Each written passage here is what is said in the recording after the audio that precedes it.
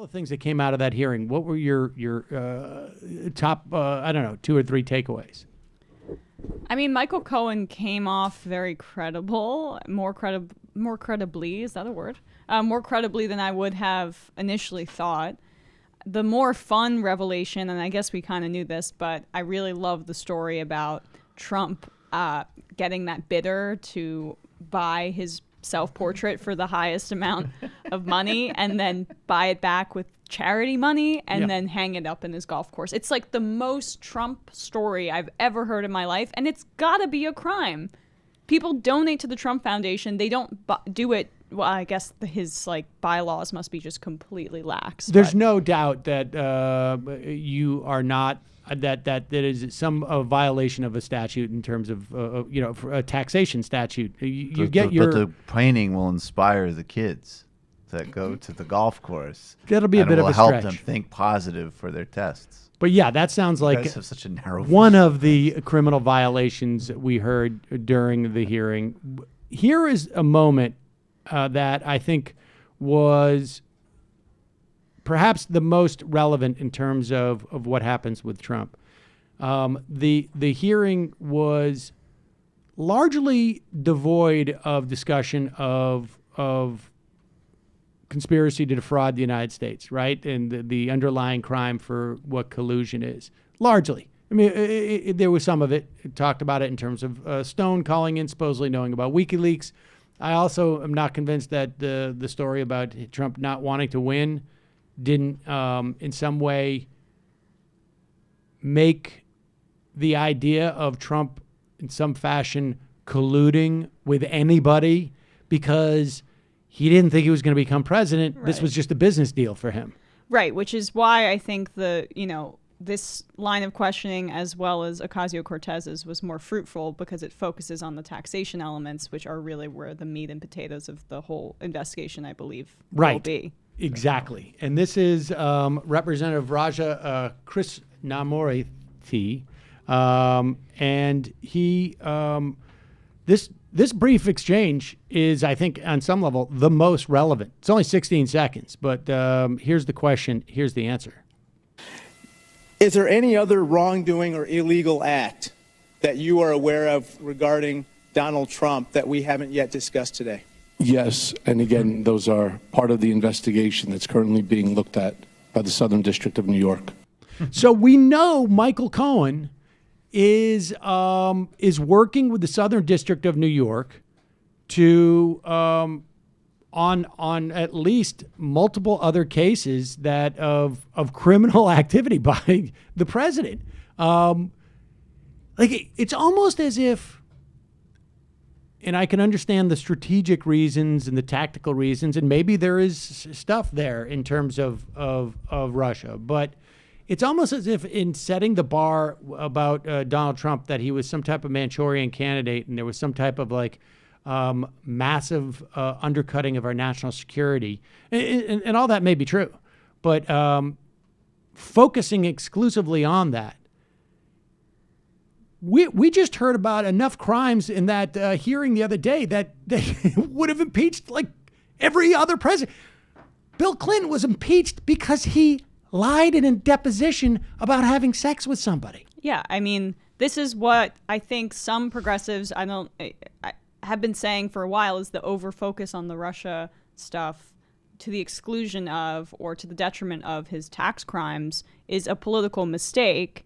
I think that it seems to them, because they're in the Washington, D.C. bubble, that, the foreign policy apparatus, the national security apparatus, and undermining that is a far bigger crime than financial ones, which they see on a day-to-day basis. But those are more easily provable. This guy's not smart enough to cover his tracks.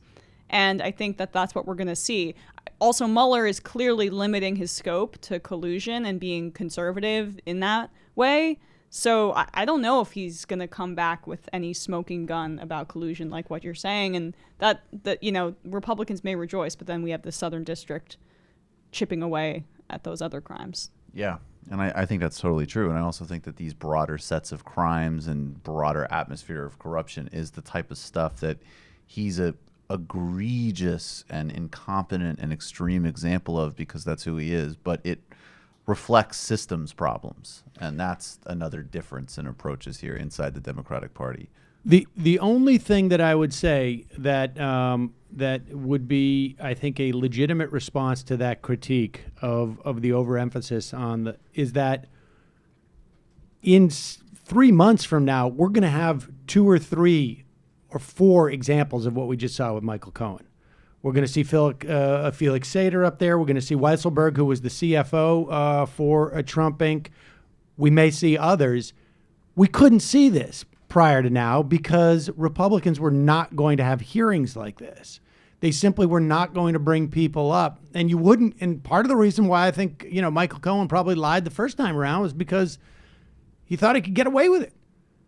He just thought, he thought like, oh, as Donald Trump, the reason why Donald Trump signs these checks and, breaks the law like this is because he thinks he's going to get away with it. I want to see what Felix Sater. I'm eager to hear that because that's the only thread of this Russia thing that I find particularly interesting. And I think we've always said, literally from day one, mafia, money laundering stuff, and the conduit and also the nexus, like if there even is like a tangential connection or a direct connection to intelligence services, it's all going to be at the nexus of Felix Sater, and that will be interesting. And also, again, I don't know, like, if the broader proposition, like that Mark Blythe told me, of like, there's no restrictions on campaign funding basically at all. There's lobbying groups for every foreign interest with money you can imagine in D.C.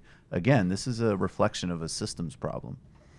And I just also think for me, the most interesting element is Moscow Trump Tower. Definitely. That's, I think, where all of this lies. Trump isn't colluding to win the election.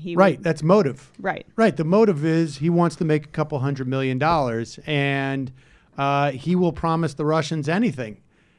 If he doesn't think he's going to be president, he's not going to have to fulfill those promises. And people have been reporting that he really didn't plan to be president for a while. If you read, I don't know if you guys read Devil's Bargain, but that was a great book. Yeah, and Devil's Bargain's a good book. Yeah, and that it's been clear that this was a marketing campaign. It's always about him, his image, his brand, the dollars in his bank account at the end of the day. And so there's really no difference in my view of like the Russia deal versus whatever it is he did in the Bronx to get that stupid golf course going. Which it's all the same. What AOC brought up. Yeah, what AOC brought up. It's all the same way of operating. Yeah, I think that's the case. And I think there were moments, and I would have to go back through the testimony, but there were moments where I felt like that Cohen was still holding stuff back.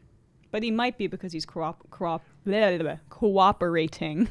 with the Southern District. There were times when those moments happened, he acknowledged that he couldn't talk about it.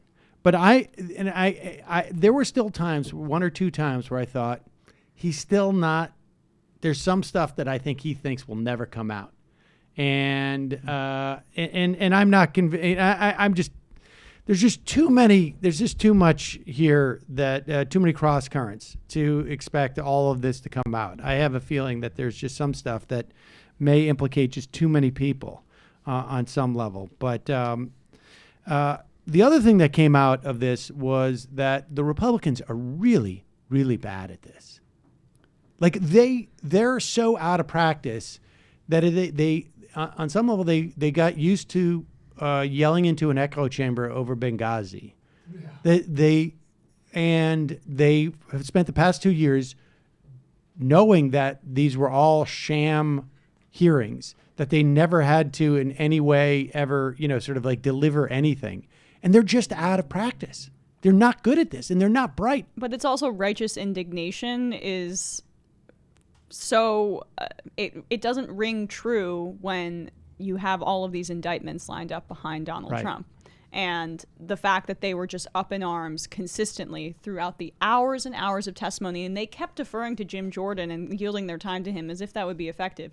I mean, both of these red-face a-holes, Jim Jordan and Mark Meadows, were not effective communicators, and yet they seem to be the ones leading the charge the entire time. Well, who are you going to do it? You can have Higgins do it? Yeah. I mean, Higgins is better. There was 1 or 2 guys who I thought were okay.